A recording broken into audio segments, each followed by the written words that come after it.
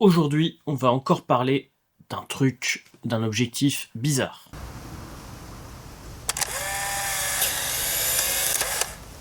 Salut à tous et bienvenue dans ce nouvel épisode de Photantique où l'on parle de photographie antique et atypique.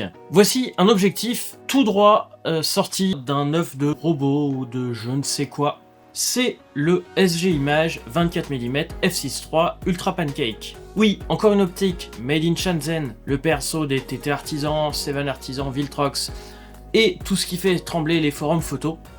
Il est minuscule, il est étrange, il est donc fascinant pour moi. J'ai peut-être été le premier youtubeur français à le visser sur un Alpha 7 puisque j'ai l'impression qu'absolument personne n'en parle. Et comme vous savez, comme j'aime bien les trucs atypiques, j'ai réussi à le trouver sur AliExpress, comme tout le monde au moment de sa sortie. Voici cet objectif à côté des autres objectifs de type appareil photo jetable et puis aussi à côté d'un vrai 24 mm.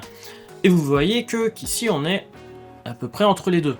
Contrairement à beaucoup d'autres pancakes conçus pour des capteurs plus petits, APS-C ou micro 4 tiers, celui-ci est un vrai objectif pour 24-36. Oui, il est bien compatible 24-36 et je l'ai testé. C'est une focale fixe de 24 mm avec une ouverture figée à f6.3. Pas très lumineux, certes, mais après tout, c'est toujours plus ouvert qu'un Kodak jetable de 1998 et dont les objectifs deviennent à la mode en ce moment pour monter sur nos boîtiers. Le diaphragme, parlons-en. Il est pentagonal, pas variable, mais bien là quand même.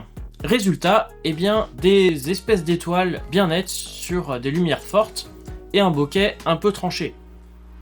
J'ai donc décidé de l'emmener sur le terrain et vous montrer ce qu'il vaut en qualité d'image. J'ai fait donc pas mal de photos de test.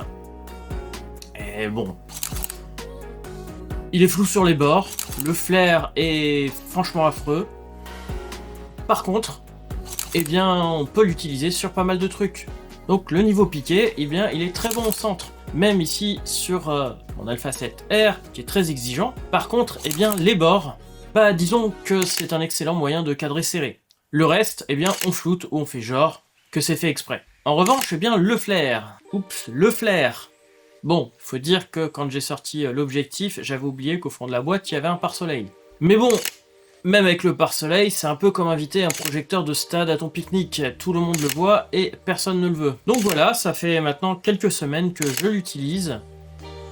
Et il a été toujours vissé à mon boîtier, notamment l'Alpha 7. Pourquoi ? Parce qu'il est léger, discret et surtout, ça intrigue. C'est un grand angle, donc parfait pour jouer avec les perspectives, capturer des scènes de rue ou faire un peu de proxy photo avec un fond bien présent. Et puis, avouons-le, c'est un petit charme. L'objectif de poche qui n'a l'air de rien, mais qui peut sortir des images plutôt stylées. Comme vous voyez, j'ai pu l'utiliser avec des lumières bien différentes, y compris en photo de nuit. Oui, on peut faire des photos de 30 secondes, voire plus longues. Ça pose pas de problème au boîtier, donc autant l'utiliser. Je l'ai utilisé que sur des appareils photo 24-36. On a toujours possibilité de s'amuser avec des appareils APS-C, mais il y a d'autres appareils photo pancake moins chers qui font le taf aussi. Ça fera l'objet d'autres vidéos. Bref, c'est un objectif fun.